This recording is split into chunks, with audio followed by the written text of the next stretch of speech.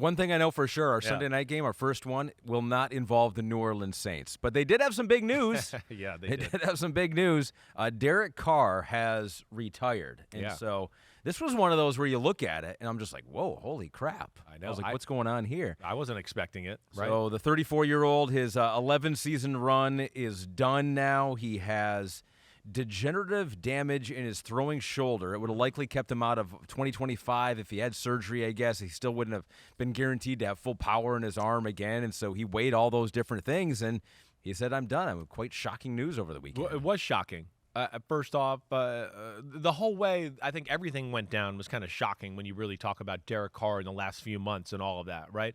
I think that, one, like you've heard me say, I don't think the Saints really wanted to keep Derek Carr from the get-go. And because of the contract and some of those issues there, their hands were tied to where, yeah, we got to keep him, or if we don't keep him, we're going to have to cut a whole bunch of other people on our team because of some of the issues there. So there's that aspect. Then there was the aspect of, wait, it gets to March and you're just now realizing your shoulder's hurt, right?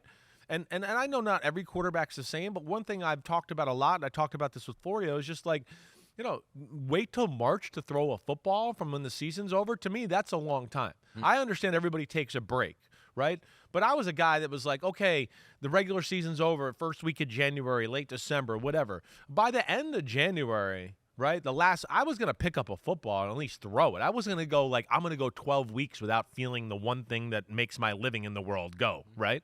I'm not going to do that. And I know there's a lot of other quarterbacks that way too. So that was a little odd. And when that happened, I was like, wait, is he playing some politics here and trying to not get them to draft a quarterback or, make a team jump over the Saints to draft a quarterback they might like? Like, what's going on here, right? But then they start to hear from some people that I do trust around, and they're like, no, it's a real situation. And you brought up the degenerative labor around the shoulder. Yeah, that's serious. And I think he's at a point in his career and his life where he's going, wait, team doesn't really like me. Do I really want to go get surgery, which is going to be a really tough rehab process? It's not easy. You see those people that are in the sling with the pad on and you can't move or do anything, let alone then it becomes time to wait. You got to throw, and it takes a long time to build that back up. I think he looked at it and went, do I really want to go all through all that?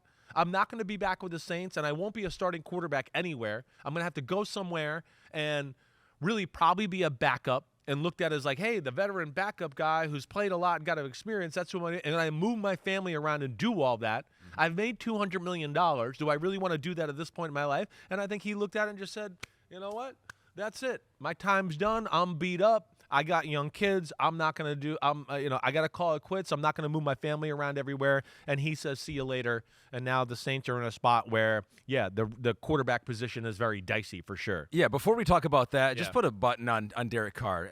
Top of the second round. Yeah. I think overachiever in some people's eyes. One of my first, I told you, one of my first really landmark, quarterback evaluations. This is when I just started in the business, right? I had just left working for the New England Patriots. This is one of the first drafts I really was like, hey, I don't work for a team, or I'm not in the NFL here. I'm going to do my own work.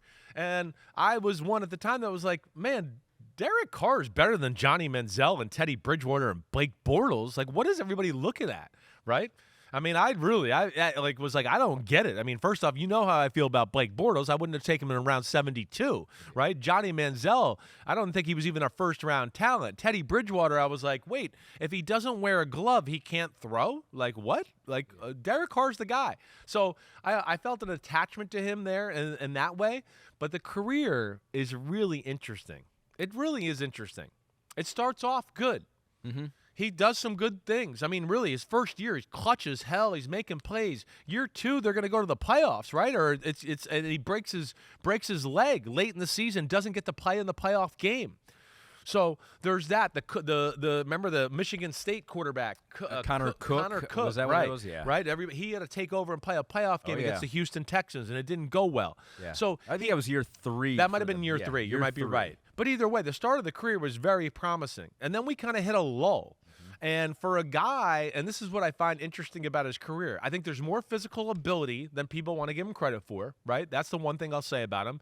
But also, it is kind of amazing that he was a starting quarterback for 11 years, and he made $200 million, and he only went to the playoffs once, and that was it. Like, I'm not trying to be funny to him or being anything like that. It's just this is 2025. We're literally in the era of, like, he started his career 2-3. I think we should bench him forever, right? Yeah. He's 2-4 in his career. Let's bench him. He should never be a starter ever again in the NFL. So it is amazing that a guy could survive for 11 years without any real big-time headlines on his resume to go, oh, look at this guy, playoffs, all the times he's gone there, MVP, Offensive Player of the Year, whatever. No accolades, no team things to really put on the resume that way, and yet he started all these games and played all these years.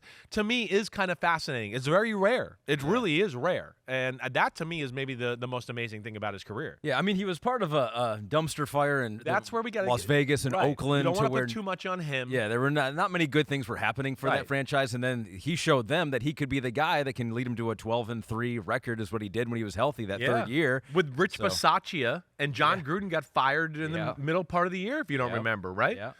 Here's just some other things that I think benefited him in this weird career arc, right? Because it is really odd. Again, this day and age, to go and not really go to the playoffs and do that, and yet just like the next coach comes in and says, he's your starter. Oh, yeah, he'll start for me too. Oh, he'll start for me too.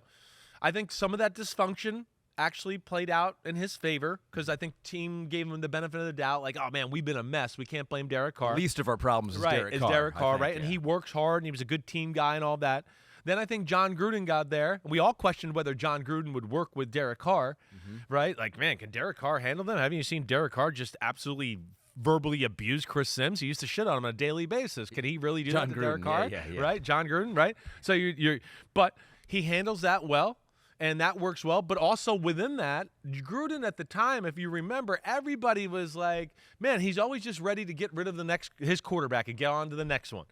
This one's not good enough. Right? Like literally what we're talking about with Derek Carr. Well, we lost 2 games. Get rid of him. Give me another one. Right? That's John Gruden. He's a sign of the times too. But I think because that was so much his reputation, I think he really kind of was like, wait, I got a bad rep around the league.